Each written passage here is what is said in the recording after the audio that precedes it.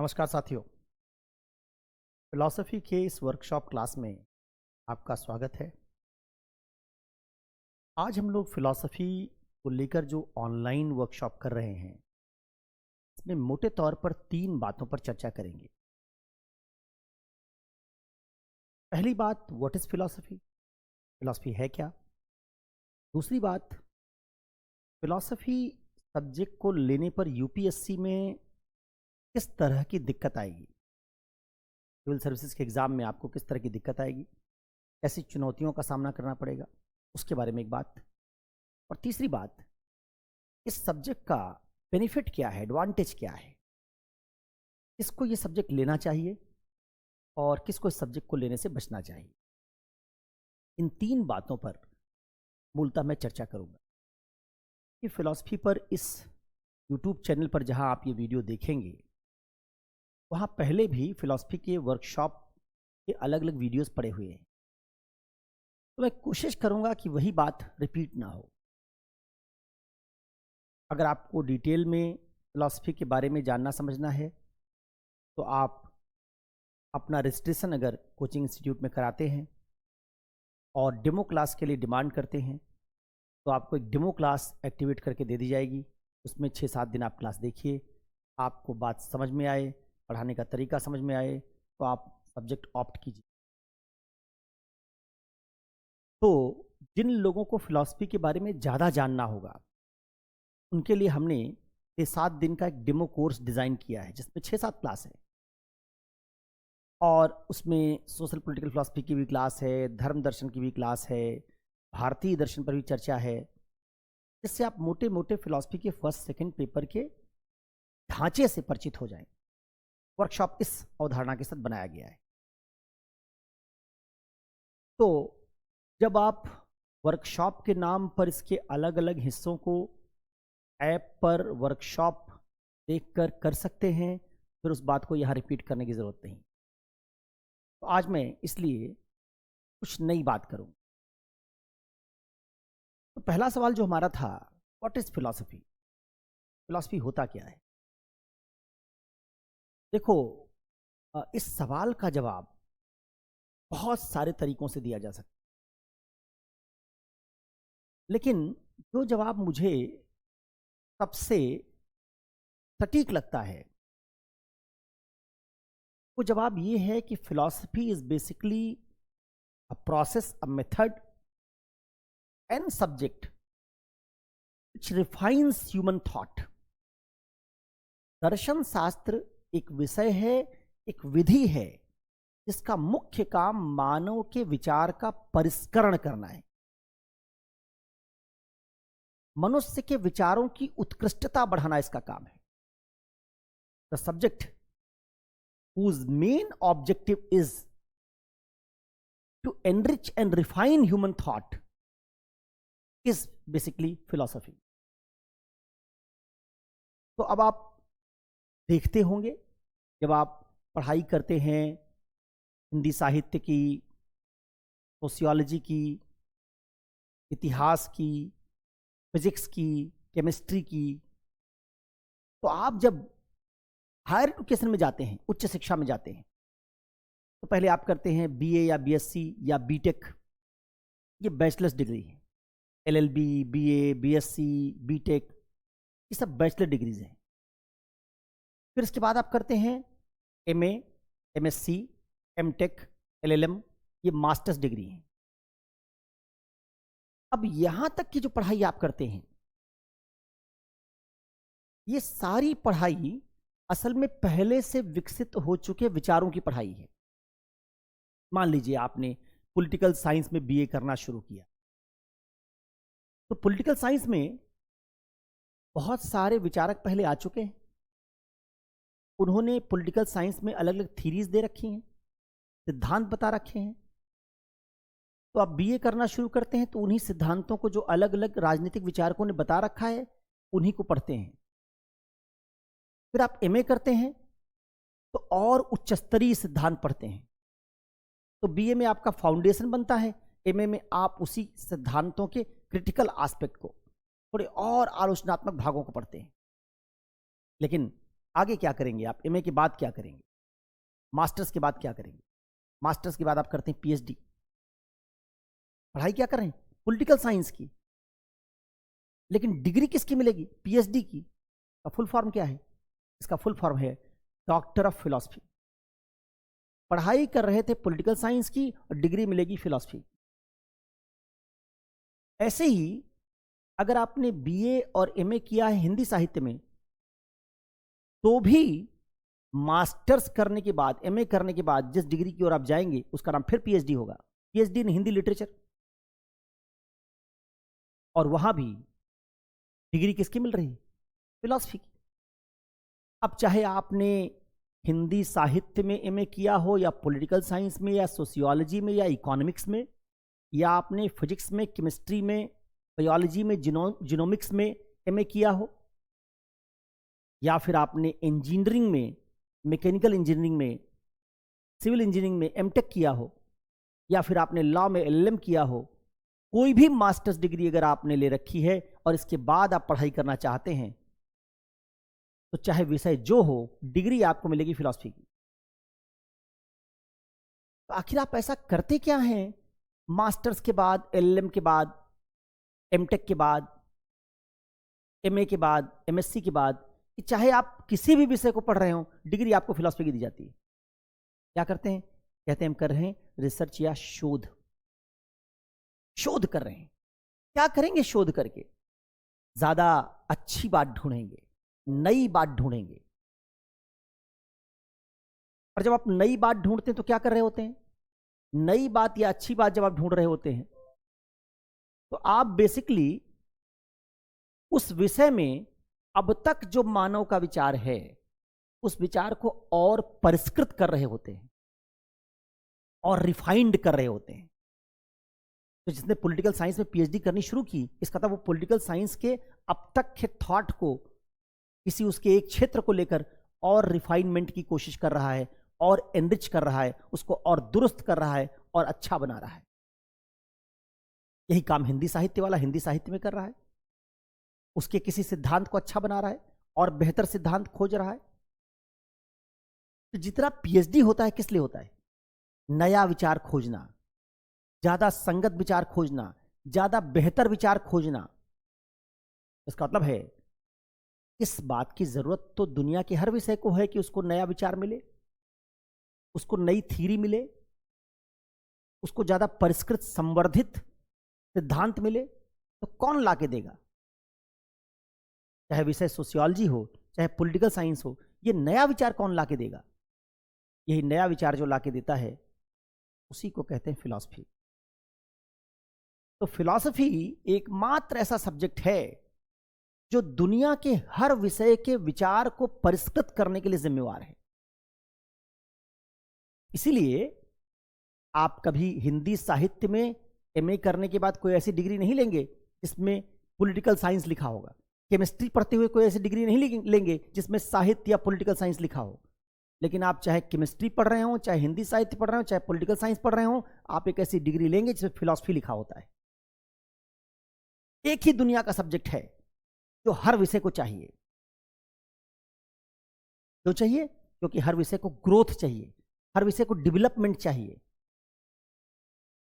तो इस लिहाज से हम अगर फिलॉसफी को परिभाषित करें तो हम क्या कहेंगे, फिलॉसफी मानव के विचारों के विकास का विषय है।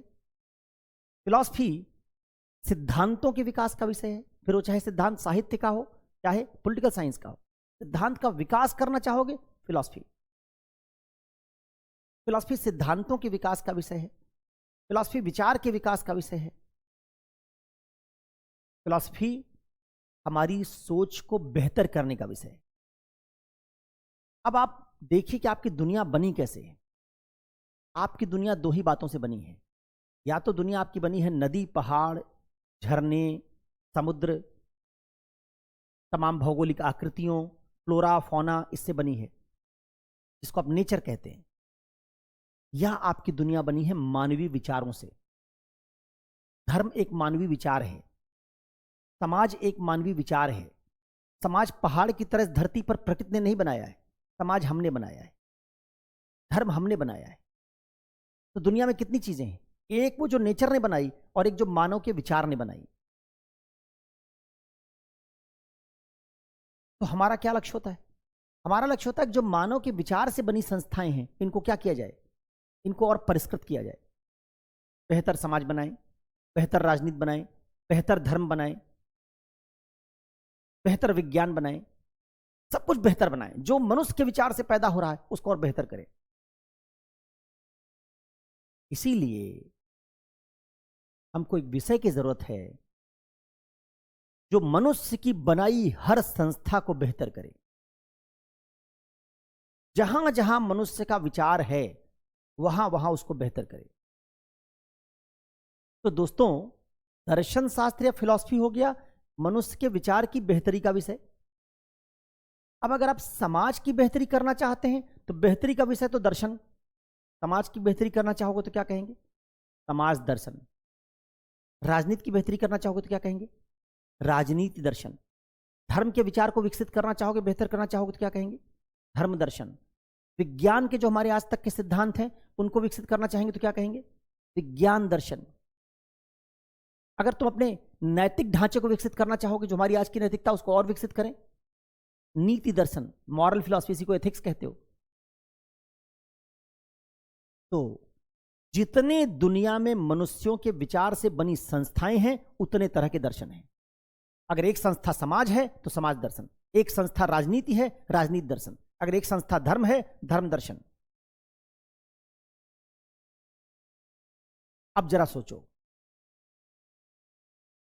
कि अगर फिलॉसफी मनुष्य के दुनिया में उसके विचारों की बेहतरी का विषय है, जितनी संस्थाएं मनुष्य ने बनाई जो उसके विचार से पैदा हुई हैं उनकी बेहतरी का विषय है। मैंने कहा कि दो ही तरह की संस्थाएं हैं हमारे पास, एक नेचर से क्रिएटेड, संस्थाएं नहीं बल्कि कह दें दो तरह की चीजें हैं, एक जिनको नेचर ने बनाया, एक जिनको हमने बनाया। नेचर की बनाई चीजों के अलावा जो कुछ हमने बनाया वो सब मानवीय विचार से पैदा हुआ है। हिंदू धर्म एक विचार है, इस्लाम दूसरा विचार है, ईसाईयत तीसरा विचार है, सब विचार से पैदा हुए। बौद्ध धर्म चौथा विचार है, जो सिद्धार्थ या गौतम बुद्ध के विचार से उत्पन्न हुआ, वो बौद्ध धर्म। तो महावीर स्वामी के विचार से या उससे पहले के कुछ तीर्थंकरों के विचार से पैदा हुआ वो जैन धर्म।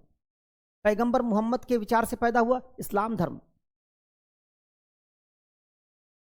तो सब विचार की ही तो दुनिया है। तो दो ही तरीका हमारे पास जीने का है, या तो जो विचार पहले के हैं अब हम उन्हीं को मान लें, उनमें आगे ना बढ़ें, या जैसे मनुष्य ने आदिम काल के बाद से लेकर धीरे धीरे अपने विचार बनाए और आज यहां तक विचार पहुंचा है, तो हमारी जिम्मेवारी है अब हम विचार की इस यात्रा को और आगे बढ़ाएं। इसी विचार की यात्रा को आगे बढ़ाने का काम जिस विषय का है, इसका काम क्या है? जहां तक आज विचार पहुंच गया है उसी धर्म के विचार को और आगे ले जाए, जिससे और बेहतर धर्म बन सके। समाज का विचार जहां तक आज पहुंच गया उससे आगे समाज का विचार ले जाएं। राजनीति का विचार जहां तक आज पहुंच गया उससे आगे राजनीति का विचार ले जाएं। राजतंत्र से राजनीति का विचार धर्म लोकतंत्र तक पहुंच गया, तो क्या लोकतंत्र से आगे भी कुछ हो सकता है? तलाशते रहें। जहां आप विचारों की तलाश करते हैं, इतिहास में क्या करते हैं? इतिहास में आप सभ्यताओं की तलाश करते हैं, पुरातात्विक खनन करके लुप्त दुनिया की तलाश करते हैं। तो दर्शन में हम इसी तरीके से नए विचारों की तलाश करते हैं। इतिहास भूतगामी है, दर्शन भविष्यगामी है। तो क्या दर्शन में भूत नहीं पढ़ते? पढ़ते हैं, क्योंकि मनुष्य के विचारों का विकास करने के लिए उसको पास से जोड़ना जरूरी है। उसको बताना पड़ता है कि अब तक देखो प्लेटो, अरस्तु, सुकरात ने ये विचार दिया था, उस न्याय के विचार से होते हुए जो सुकरात ने न्याय का विचार बताया था, प्लेटो ने इसमें ये परिवर्तन किया। उस न्याय के विचार से आज हम जॉन रॉल्स और बाजारवाद के न्याय के सिद्धांत में यहां तक पहुंचे हैं। अब तुम आगे सोचो कि न्याय का सिद्धांत और कैसे आगे बढ़ाया जा सकता है। वही विषय जो पास्ट के विचार की जर्नी बताता है और फ्यूचर में विचार आगे कैसे बढ़ेगा इसकी राह दिखाता है, उसको फिलॉसफी कहते हैं। तो अगर आपसे कोई एक लाइन में पूछे व्हाट इज फिलॉसफी, तो आप क्या कहेंगे? Philosophy is a subject as well as a method which seeks to enrich और डेवलप ह्यूमन थॉट। दर्शन एक ऐसा विषय है या मेथड है, पद्धति है, जो लगातार खोजता रहता है कि मनुष्य के विचार को और कैसे एनरिच करे। तो इस तरीके से फिलॉसफी मनुष्य के विचार की अब तक की यात्रा और भविष्य में विचार कैसे आगे और बेहतर होगा, इसकी खोज है। समझ आई? अब इस बात से कितनी जगह आपको विचार विकसित करने की जरूरत है? जैसे अभी बताया, समाज का विचार विकसित करने की जरूरत है, तो इसका मतलब एक दर्शन की शाखा क्या हो गई? समाज दर्शन, सोशल फिलॉसफी। राजनीति का विचार विकसित करने की जरूरत है तो पॉलिटिकल फिलॉसफी। धर्म का विचार विकसित करने की जरूरत है तो रिलीजियस फिलॉसफी। ऐसे फिलॉसफी की अनगिनत ब्रांचेज हैं। जीएस का चौथा पेपर जो आपका है, वहां हम मनुष्य के नैतिक विकास की यात्रा पढ़ते हैं। अब तक मनुष्य ने उचित अनुचित का पता लगाने के लिए कौन कौन से विचार गढ़े, और ये विचार कहां काम कर रहे हैं, कहां काम नहीं कर रहे हैं। जहां काम नहीं कर रहे वहां हमको नए किस्म के और बेहतर नैतिक विचार को ढूंढने की, उचित अनुचित के निर्धारण के विचार को ढूंढने की जरूरत है। तो जो नीति दार्शनिक हैं वो क्या कर रहे हैं? वो उचित अनुचित का नया विचार ढूंढ रहे हैं, ज्यादा बेहतर विचार ढूंढ रहे हैं। धर्म दार्शनिक धर्म का नया बेहतर विचार ढूंढ रहे हैं। समाज दार्शनिक समाज का नया और बेहतर विचार ढूंढ रहे हैं। राजनीति दार्शनिक, राजनीति दर्शन के लोग राजनीति का नया और विकसित विचार ढूंढ रहे हैं। इस लिहाज से एथिक्स फिलॉसफी के एक ब्रांच के तौर पर है। इसको मॉरल फिलॉसफी भी कहते हैं। यहीं से हम दूसरे सवाल पर जा सकते हैं कि फिलॉसफी पढ़ने का फायदा क्या है। फिलॉसफी पढ़ने का फायदा है, इस सब्जेक्ट को पढ़ने पर आप सोसाइटी के विचार, सोसाइटी की प्रॉब्लम्स भी डिस्कस करते हैं। इसको पढ़ने पर पॉलिटिकल साइंस के थॉट्स भी डिस्कस करते हैं। इसको पढ़ने पर रिलीजन के थॉट्स भी डिस्कस करते हैं। तो क्या होता है, ये विषय पढ़ने पर आपको मनुष्यों के लगभग सारी महत्वपूर्ण संस्थाओं के विचारों का अध्ययन करने का मौका मिलता है। आप पॉलिटिकल फिलॉसफी पढ़ेंगे तो आप sovereignty, equality, liberty, justice, democracy, theocracy, corruption, जितने ऐसी चीजें, पनिशमेंट, राइट्स, ड्यूटीज, सब पढ़ेंगे।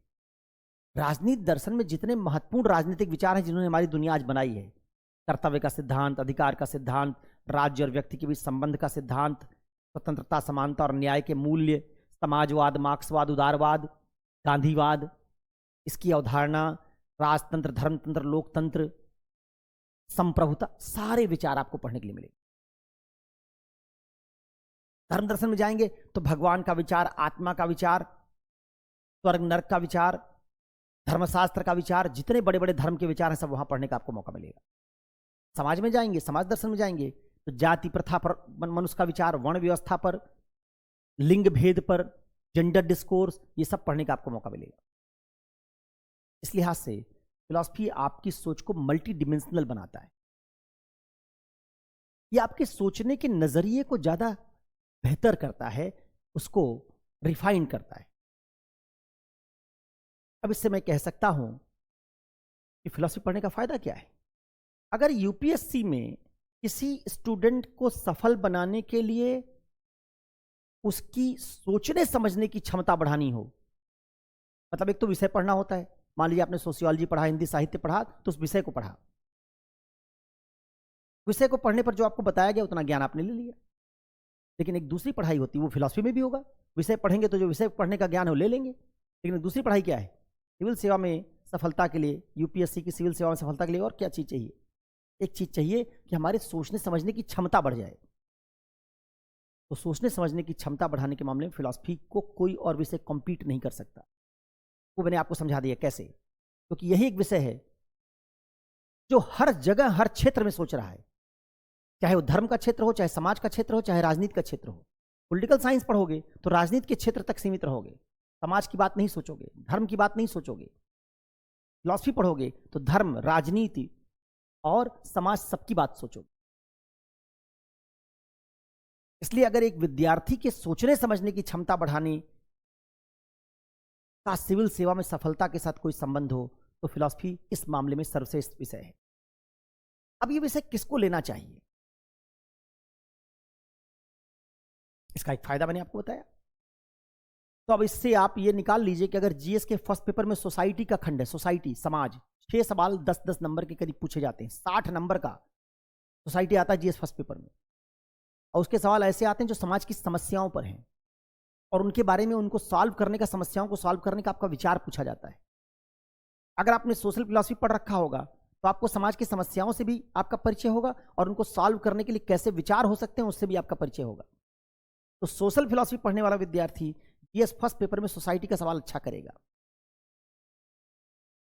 इसी तरीके से पॉलिटिकल साइंस में अगर आपने न्याय, सामाजिक न्याय पढ़ रखा है पॉलिटिकल फिलॉसफी में, तो आप जीएस के सेकंड पेपर में सामाजिक न्याय का, सोशल जस्टिस वाला खंड अच्छा करेंगे। और अगर आपने फिलॉसफी पढ़ रखा है तो उसकी ब्रांच ही है एथिक्स, चौथा पेपर, वहां भी आप अच्छा करेंगे। और साथ में और कहां कहां अच्छा करेंगे? जहां ओपिनियन या विचार का रोल है वहां आप अच्छा करेंगे। कहां ओपिनियन और विचार का रोल ज्यादा है? निबंध। ऐसे एक ऐसा पेपर है जिसको आप नोट से तैयार नहीं कर सकते, ऐसे का कोई सिलेबस नहीं है। जब धूप खिली हो तभी छप्पर डालना चाहिए, इसको आप किस नोट से तैयार करेंगे? जब धूप खिली हो तब छप्पर डालना चाहिए, इसके बारे में क्या क्या विचार हो सकता है, इसको वही विद्यार्थी ज्यादा बेहतर हल कर सकता है जिसके विचार विकसित करने की क्षमता बड़ी हो, तरह तरह से सोचने समझने की क्षमता उसकी ज्यादा बेहतर हो। तो जितने अमूर्त किस्म के निबंध आते हैं उनको फिलॉसफी के विद्यार्थी ज्यादा बेहतर कर सकते हैं, क्योंकि उनकी अलग अलग तरह के थॉट्स में ट्रेनिंग हुई है। इस तरह के थॉट्स में ट्रेनिंग हुई है, भविष्य में क्या होना चाहिए इसके बारे में उन्होंने सोचा है। तो एक पढ़ाई क्या है? जो दिखाई दे रहा उसका अध्ययन, और एक जो दिखाई नहीं दे रहा भविष्य में उसका अध्ययन। फिलॉसफी करने वाला विद्यार्थी, फिलॉसफी पढ़ने वाला विद्यार्थी प्लेटो, सुकरात, अरस्तु को पढ़ता है तो भूतकाल में क्या हो चुका ये पढ़ता है, लेकिन उनके सिद्धांतों में समस्याएं क्या हैं और आगे की राह क्या होनी चाहिए, जब ये ढूंढता है तो भविष्य की पढ़ाई करता है। जिसने भविष्य की पढ़ाई करना सीख लिया, इसका तो उसने अमूर्त पढ़ाई करना सीख लिया, क्योंकि भविष्य हमारे सामने मूर्त रूप में उपस्थित नहीं है। और वही विद्यार्थी अमूर्त निबंध भी अच्छा कर पाएगा, एब्स्ट्रैक्ट एसेज ज्यादा बेहतर कर पाएगा। तो अब कौन से स्टूडेंट हैं जिनको फिलॉसफी सबसे ज्यादा फायदा पहुंचाएगा? उन विद्यार्थियों को फिलॉसफी सबसे ज्यादा फायदा पहुंचाएगा जिनके सोचने समझने की क्षमता का विकास उनके कॉलेज और एजुकेशन के इंस्टीट्यूशंस ने डेवलप नहीं किया है। कौन से ऐसे विद्यार्थी हैं? मानविकी के विद्यार्थी, ह्यूमैनिटीज के, जो दरभंगा, खगड़िया, बेगूसराय, कानपुर, फैजाबाद यहां से बीए और एमए करके आए हैं और 10 सवाल रट के 5 लिख के आए हैं। वो रटे हुए सवाल 10 रटना और 5 उसमें से पेपर में दिख जाए उनको लिख देना। इन विद्यार्थियों के पास बीए एमए की डिग्री तो है, लेकिन इनके सोचने समझने की क्षमता का विकास नहीं है, क्योंकि इनकी पढ़ाई की प्रणाली ने इनको डिग्री दी है, उसी डिग्री के अनुपात में इनकी समझ का विकास नहीं किया। परिणाम स्वरूप ऐसी जगहों से आने वाले जोधपुर, जबलपुर, दौसा, कोटा, बेगूसराय, दंतेवाड़ा, कानपुर, ऐसी जगहों से आने वाले विद्यार्थियों की सिविल सेवा में सफलता में सबसे बड़ी बाधा क्या है? कॉम्प्रिहेंशन नहीं कर पाते वो सीसेट में, क्योंकि कॉम्प्रिहेंशन में उनको सोचना पड़ता है और सोचने की क्षमता तो विकसित है ही नहीं, सीसेट में फेल कर जाते हैं। ऐसे विद्यार्थी इंटरव्यू में जाते हैं, इंटरव्यू में जो सवाल पूछा जाता है इस पर आपकी ओपिनियन क्या है। हमने जिंदगी भर कभी ओपिनियन या विचार बनाया ही नहीं है, तो ओपिनियन वाले सवालों में इंटरव्यू में इनको नंबर कम मिलता है। निबंध पूछा जाता है जिसमें आपको एक स्टेटमेंट दे दिया गया, real is rational, rational is real, सत्य यथार्थ है, यथार्थ सत्य है, निबंध का सवाल है ये। और हमारे पास तरह के विचार है ही नहीं कि हम ऐसे अमूर्त सवालों को हल कर सकें। तो हिंदी माध्यम के विद्यार्थी खास तौर पर जो मानविकी में 10 सवाल गेस करके और उसमें से 5 फंसा के बीए एमए करके आए हैं, उनके लिए किसी भी विषय की तुलना में फिलॉसफी पढ़ना उनको यूपीएससी में सफल बनाने के लिए ज्यादा मददगार होगा, क्योंकि फिलॉसफी विषय के तौर पर तो मदद करेगा ही, फिलॉसफी आपको मदद करेगा सोचना समझना सिखाने में,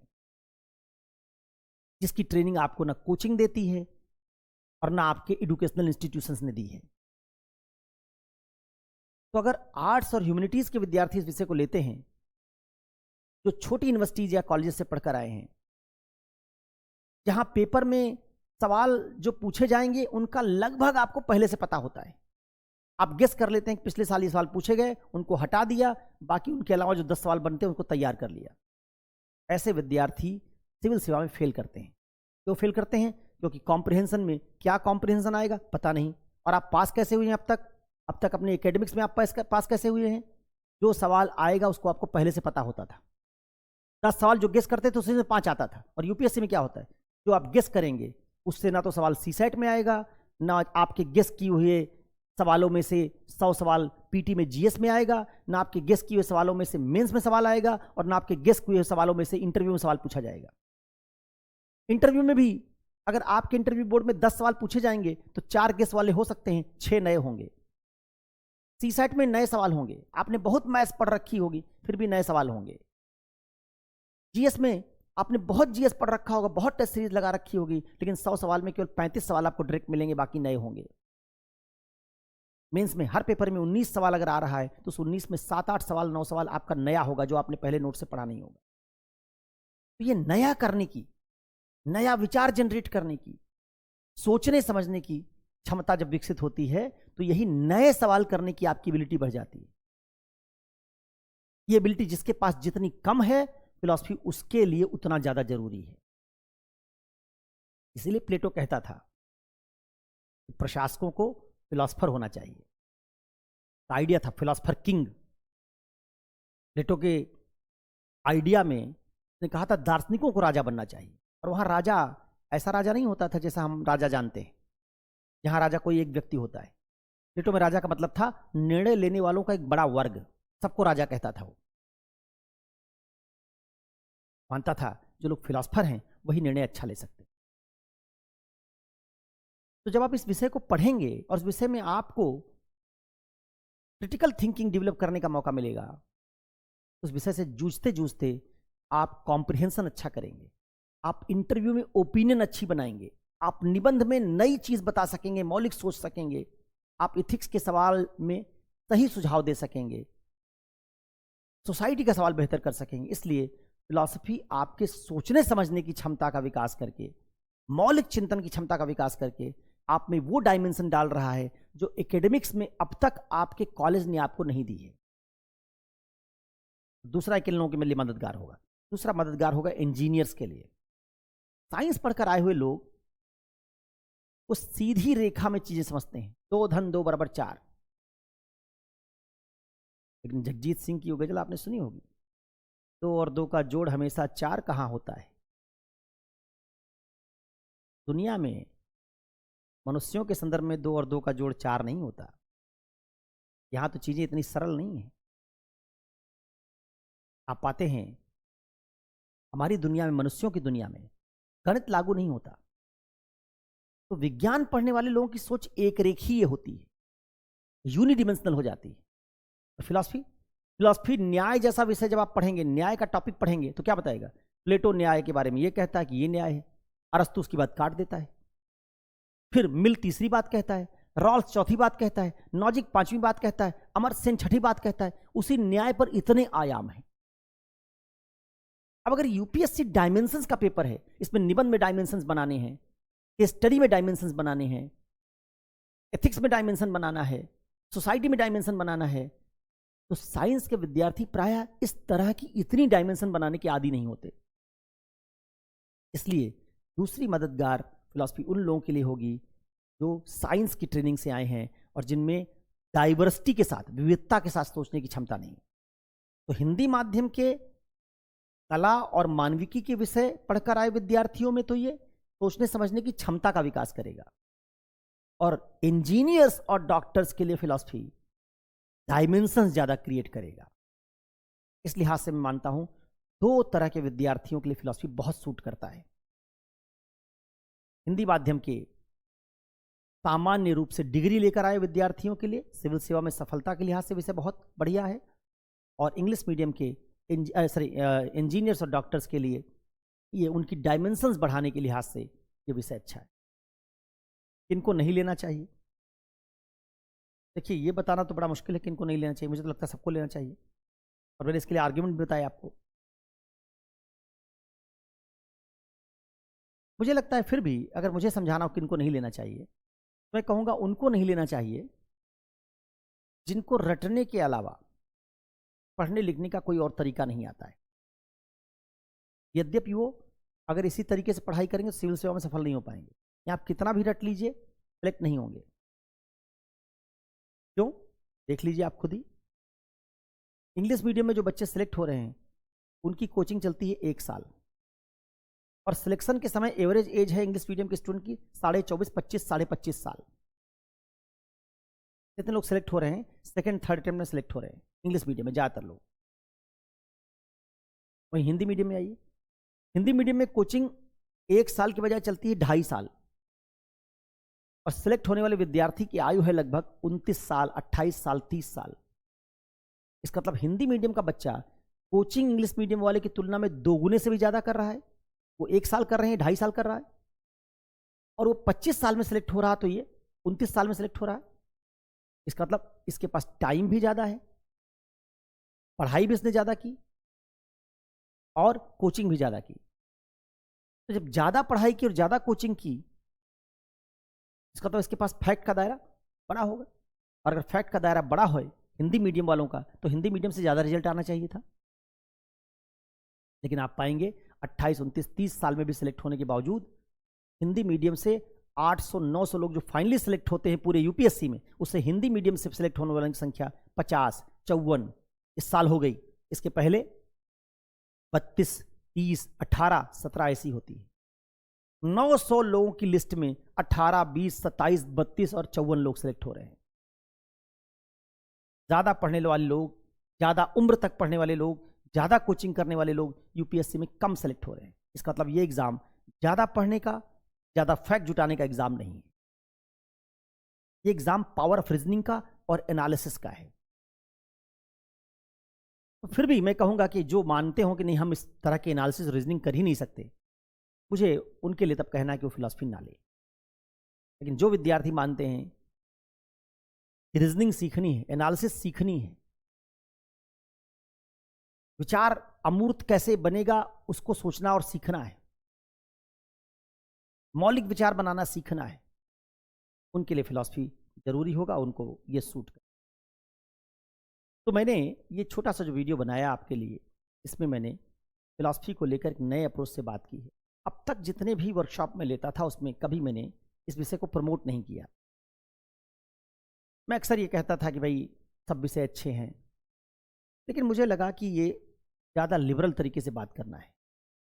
हिंदी मीडियम में जिन जिन बच्चों को मैंने फिलॉसफी पढ़ाया है, बहुत कम लोग आते हैं, ज़्यादातर लोग हिंदी साहित्य की तरफ भागते हैं, लेकिन जिन जिन लोगों को मैंने फिलॉसफी पढ़ाया है, भले आईएएस ना बने हों, लेकिन 2 साल बाद वो ये जरूर कहते हैं कि उनके सोचने समझने का नज़रिया बदल गया।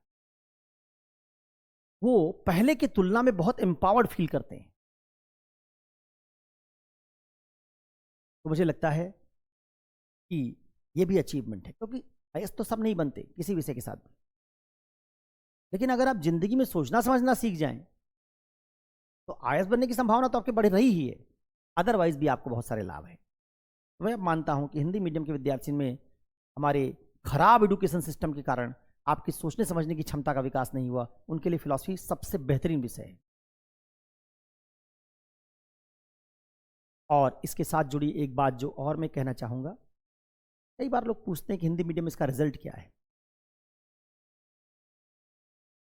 देखो, ये बात बिल्कुल वैसी है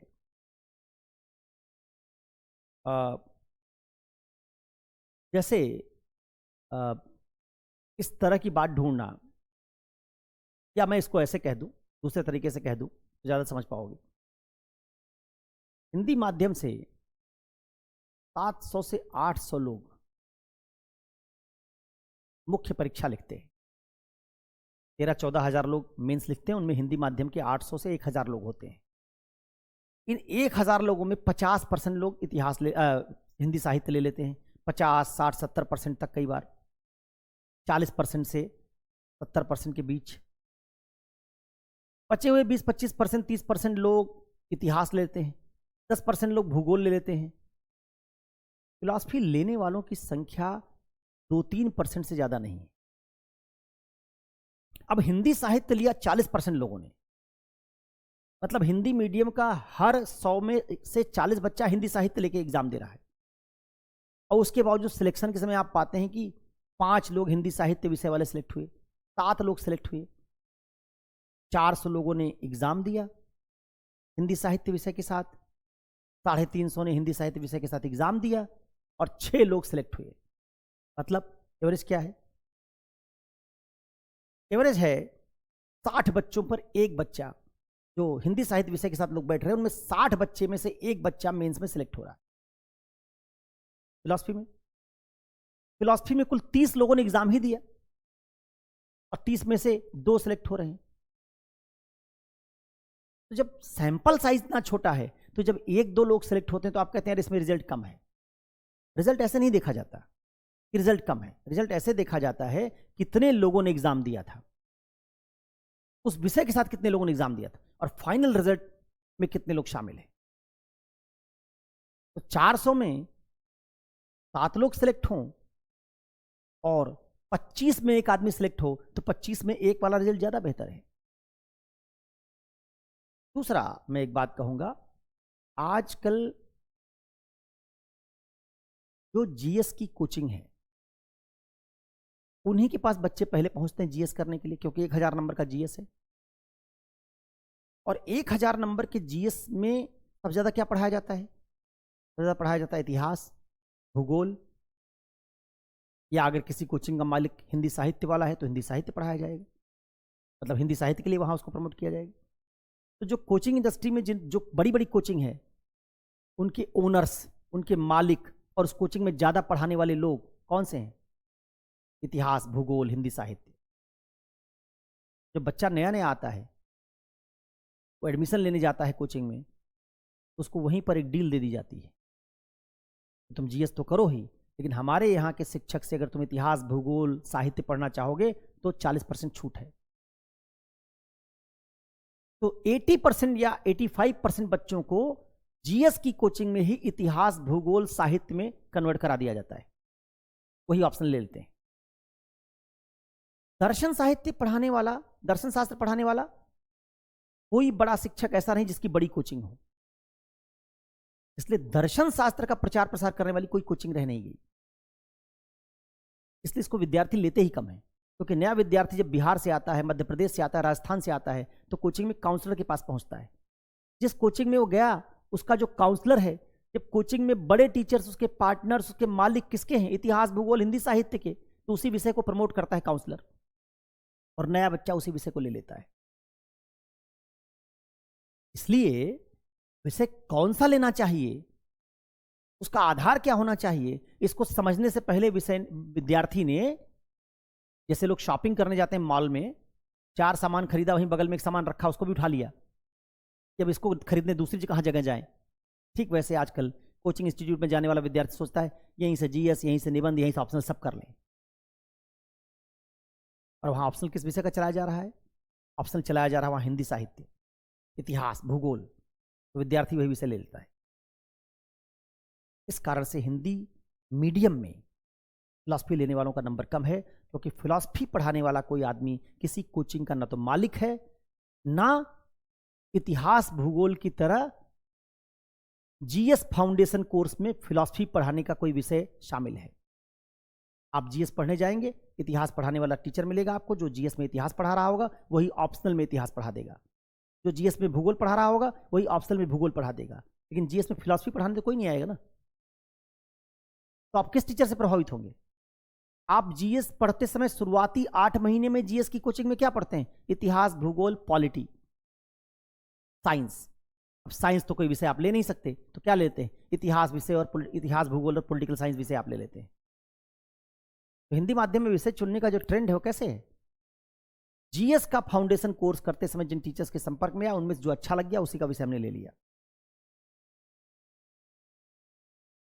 इसलिए जो लोग मुझसे पूछते हैं कि फिलॉसफी का रिजल्ट क्या है, मैं उनसे पूछता हूं फिलॉसफी लेते कितने लोग हैं? फिलॉसफी का मार्केट में प्रचार कहां है? फिलॉसफी के टीचर के पास विद्यार्थियों को परसुएट करने की क्षमता कहां है? बच्चा मेरे पास पहुंचता है जब वो विषय 2 साल कोचिंग कर चुका है किसी जगह पर, फाउंडेशन कोर्स जीएस का, वहां कोई विषय ले चुका है, फिर वो एक आध अटेम्प्ट दे चुका, फेल हो गया, तब हमारे पास पहुंचा। ऐसे विद्यार्थी तो बड़े कम होंगे। इसलिए कितने लोग फिलॉसफी लेते हैं, इससे अपने विषय का चयन निर्धारित मत कीजिए। जो लोग लेते हैं, किसी विषय का चयन करते हैं, वो इस तरह से करते हैं कि उनको किसी काउंसलर ने कन्विंस कर लिया है, उनको फाउंडेशन कोर्स में जीएस पढ़ाने वाले टीचर ने अपने विषय के लिए कन्विंस कर लिया है। तो विद्यार्थी बचा ही नहीं जिसको फिलॉसफी ऑप्शनल के बारे में जानकारी हो। 100 विद्यार्थी जो कोचिंग में फाउंडेशन कोर्स में एडमिशन लेते हैं, उनको 98, 95, 96 को फिलॉसफी ऑप्शनल के बारे में कोई जानकारी ही नहीं है। उनको इतिहास भूगोल के बारे में जानकारी है, फिलॉसफी के बारे में जानकारी ही नहीं है। इसलिए ये मामला बिल्कुल वैसा है जैसा मैं अक्सर उदाहरण देता हूं। कोका कोला और पेप्सी बहुत लोग पीते हैं, लेकिन इससे ये सिद्ध नहीं हो जाता कि कोका कोला और पेप्सी फायदेमंद है। और छाछ कोका कोला और पेप्सी की तुलना में कम लोग पीते हैं, लेकिन छाछ फायदेमंद ज्यादा है। तो मार्केट में बिक क्या रहा है, ट्रेंड किसका है, ये सब मार्केटिंग का नतीजा है, प्रचार का नतीजा है। बड़ी बड़ी कोचिंग के मालिक कौन सा विषय पढ़ा रहे हैं, उसका नतीजा है। इसको आप ऑप्शनल चुनने का आधार नहीं बना सकते। तो इसलिए मैं मानता हूं कि अगर हिंदी मीडियम में आप फिलॉसफी विषय को एक बार ट्राई करेंगे तो आपका जरूर भला होगा और आपको बहुत सारे लाभ इसमें मिलने रहे हैं। अब इस बात के साथ मैं ये वीडियो ख़त्म करता हूं, ये बताते हुए कि फिलॉसफी में 2 प्रोग्राम हम लोग शुरू कर रहे हैं। एक प्रोग्राम हमारा 27 जून से फिलॉसफी की वर्कशॉप के साथ नई क्लास की शुरुआत का है, नया बैच शुरू होगा। इस बैच में जो लोग ऑनलाइन कोचिंग करना चाहेंगे उनको ऑनलाइन वीडियोस दिए जाएंगे, जो ऑफलाइन करना चाहेंगे उनको 80% के आसपास क्लास रिकॉर्डेड दी जाएगी और 20% क्लास जिसमें हम पिछले ईयर्स के सवाल करेंगे वो क्लास में करवाया जाएगा। ऑनलाइन के बच्चों को जो क्लास में करवाया जाएगा वो उसकी रिकॉर्डिंग उपलब्ध करवा दी जाएगी। और जो लोग ऑनलाइन क्लास ज्वाइन करेंगे उनको बाद में, मतलब हर बाद में नहीं बल्कि कहना चाहिए कि हर सप्ताह, जब एक सप्ताह क्लास हो जाएगी, 7वें दिन गूगल मीट में उनके डाउट्स क्लियर करने के लिए बुलाया जाएगा। ऑनलाइन वालों को सारी क्लास रिकॉर्डेड मिल जाएगी, अलग अलग खंड की, उसको पढ़ेंगे और 6 दिन में जो आपने पढ़ा उसमें जो डाउट है उसको 7वें दिन सॉल्व करवाया जाएगा। और ऑफलाइन वालों को 80% क्लास रिकॉर्डेड मिलेगी और 20% क्लास उनको कक्षा में बैठाकर पिछले ईयर्स के क्वेश्चन पेपर के रूप में करवाई जाएगी। ये 27 जून से इस तरह का ऑफलाइन और ऑनलाइन का नया बैच शुरू हो। उसमें जो लोग प्रवेश लेने के लिए इच्छुक हों वो अपना डेमो क्लास ऐप पर एक्टिवेट करा लें, ये 7 क्लास मेरी देख लें, अलग अलग खंड की मैं कैसे पढ़ाता हूँ, आपको सूट करता है कि नहीं करता, तो देख लें, फिर आप एडमिशन ले सकते हैं। 27 जून से जिन लोगों ने एडमिशन लिया होगा उनको जो कक्षाएं होंगी हमारी उनकी फुल एक्सेस दे दी जाएगी, उसको देख सकें। और फिर हर 8-10 दिन में मैं आपको ऑफलाइन के लिए कोचिंग में बुलाऊंगा, जो लोग ऑफलाइन में एनरोल्ड होंगे, और ऑनलाइन वालों को वो क्लासेस वीडियो पर दे दी जाएगी। दूसरा प्रोग्राम जो हम शुरू करने जा रहे हैं वो 28 जून से शुरू करने जा रहे हैं। ये है इस साल फिलॉसफी के साथ मेंस लिख रहे विद्यार्थियों के लिए क्रैश कोर्स का। इसमें प्रीवियस ईयर के यूपीएससी के क्वेश्चंस के थ्रू हम लोग पूरे फिलॉसफी के सिलेबस को कवर करने की कोशिश करें। बाइलिंगुअल होगा, इंग्लिश और हिंदी दोनों मीडियम में। तो जो आपके साथी हैं इस बार मेंस लिख रहे हैं उन तक ये संदेश आप पहुंचा सकते हैं कि एक क्रैश कोर्स शुरू हो रहा है और उसमें वो ज्वाइन कर सकते हैं। पिछले साल हमारे यहाँ 2-3 ऐसे विद्यार्थियों ने क्रैश कोर्स ज्वाइन किया था जिनको उससे पहले 2 अटेम्प्ट में, जैसे दिव्यांशु तिवारी ने हमारा क्रैश कोर्स ज्वाइन किया, का मार्क्स भी हम आपके साथ साझा कर देंगे।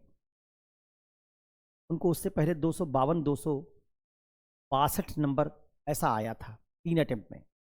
एक बार उनको आईपीएस मिला, एक बार आईआरएस मिला। अभी दिल्ली में आईआरएस उन्होंने ज्वाइन किया, आईपीएस छोड़ दिया उन्होंने, जबकि अगमुट कैडर मिला था उनको। इस बार फिलॉसफी में सिर्फ क्रैश कोर्स करने के बाद 292 नंबर मिले हैं, जो उनकी अब तक की फिलॉसफी के हाईएस्ट मार्क्स।